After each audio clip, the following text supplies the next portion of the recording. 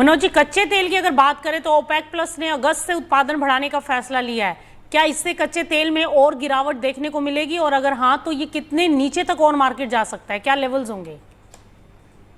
मेरा मानना है कि ये ओपेक की जो प्रीवियस जो मीटिंग्स हुई थी उसके इनलाइन ही ओपेक का निर्णय है। और ओपेक पहले ही कह चुका है कि ग्रेजुअली वो उत्पादन में बढ़ोतरी करेंगे और मार्केट उसको ऑलरेडी प्राइसिंग करके चल रहा है। लेकिन अब यहाँ से कोई बड़ी गिरावट कच्चे तेल में आएगी उसकी संभावना कम है, क्योंकि यहाँ पे एक नया जो फैक्टर देखने को मिल रहा है, रशिया यूक्रेन वॉर के दरमियान यूक्रेन की जो ड्रोन स्ट्राइक्स रशियन रिफाइनरीज के ऊपर हुई है, उसके चलते काफी बड़ी जो है रिफाइनिंग कैपेसिटी वहां पर डैमेज होती हुई नजर आई है रशिया में।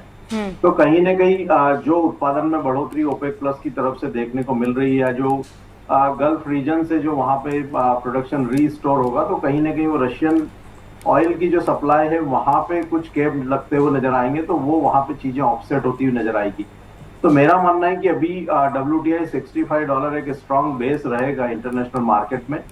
ग्रेजुअली $76 प्रति बैरल की ओर कीमतें जाती हुई नजर आएगी, जो भी लगभग 68-69 के आसपास ट्रेड हो रही है। तो यहाँ से लगभग $5 से $6 अपसाइड जाने की पोटेंशियल नजर आती है, डिस्पाइट कि ओपेक प्लस वहां पे उत्पादन में बढ़ोतरी कर रहा है। भारतीय बाजारों में भी हमारा मानना है कि कच्चे तेल में 6350 6400 ये बेस रहेगा शॉर्ट टर्म के लिए, और कीमतें फिर एक बार वहां पे 6950 से 7100 के जो अपने रेजिस्टेंस लेवल है उसको टेस्ट कर सकती है। तो कच्चे तेल में भी यहाँ पे कंसोलिडेशन रहेगा, लेकिन डाउनसाइड यहाँ पे प्रोटेक्टेड लगती है। और एक रिट्रेसमेंट हम जो है देख सकते हैं $76 इंटरनेशनल मार्केट में और लगभग 7100 भारतीय बाजार। और अगर ब्रेंट मनोज जी $70 के आसपास या उसके नीचे बना रहता है तो क्या लगता है कि भारत के लिए इसका सबसे बड़ा फायदा क्या होगा? क्या महंगाई और आयात बिल में राहत मिल सकती है? बिल्कुल यहाँ पे, पर मुझे नहीं लगता कि ब्रेंट 70 के नीचे जाता हुआ नजर आएगा। कहीं ना कहीं $75 प्रति बैरल एक बेस रहेगा, लेकिन काफी कुछ भारत के लिए चिंता कम होती हुई नजर आई है, क्योंकि वॉर टाइम में हमारा जो क्रूड बास्केट है वो लगभग $140-145 प्रति बैरल तक पहुंच गया था, जो अभी लगभग $80 के आसपास है।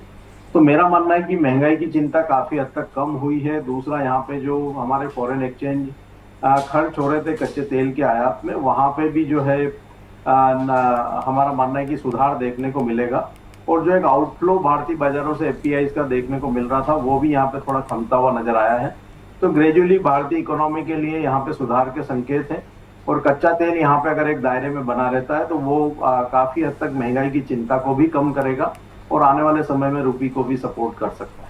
तो ऐसे में भारतीय इन्वेस्टर्स के लिए क्या रणनीति होनी चाहिए इस समय? अभी थोड़ा सा वेट करें, या जिन्होंने फ्राइडे को, जैसा कि हमने बताया भी था, और उसके बाद से बाजारों में तेजी भी आई, जिन लोगों ने पोजीशन बनाई हो तो वो एक बार प्रॉफिट बुक करें?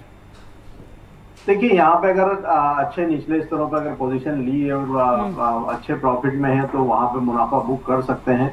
फ्रेश बाइंग के लिए मेरा मानना है कि अगर सोने की बात करें 1,45,000 के आसपास के स्तर आते हैं तो वो फिर एक बार बाइंग के लिहाज से बेहतर स्तर होंगे। वहां पे एक 42,400 के आसपास का स्टॉप लॉस लगा करके 149 तक के लिए जो है लॉन्ग की पोजीशन बिल्ड की जा सकती है।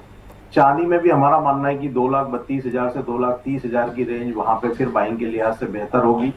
2,27,000 के नीचे के स्टॉप लॉस लगा के वहां भी ऊपर में 2,40,000 और 2,44,000 के लक्ष्य के लिए बाइंग बनाई जा सकती है।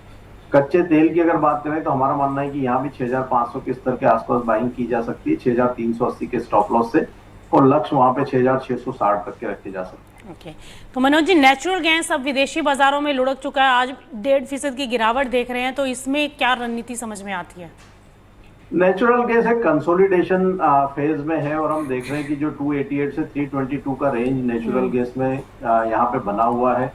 हमारा मानना है कि जब तक कीमतें 288 के स्तर के ऊपर बनी हुई है, कोई भी डिप आता है 300 से 296 की रेंज में, तो वो फिर एक बार बाइंग की अपॉर्चुनिटी के रूप में देखना चाहिए। 288 के नीचे का स्टॉप लॉस प्लेस करके ऊपर में 310 315 के लक्ष्य इस सप्ताह फिर रखे जा सकते हैं। 288 के स्तर के नीचे अगर कीमतें क्लोज होगी तो ही वहां पे बड़ी गिरावट की संभावना नजर आएगी, नहीं तो हमारा मानना है कि निचले स्तरों से फिर कीमतें एक बार रिकवरी कर सकती है।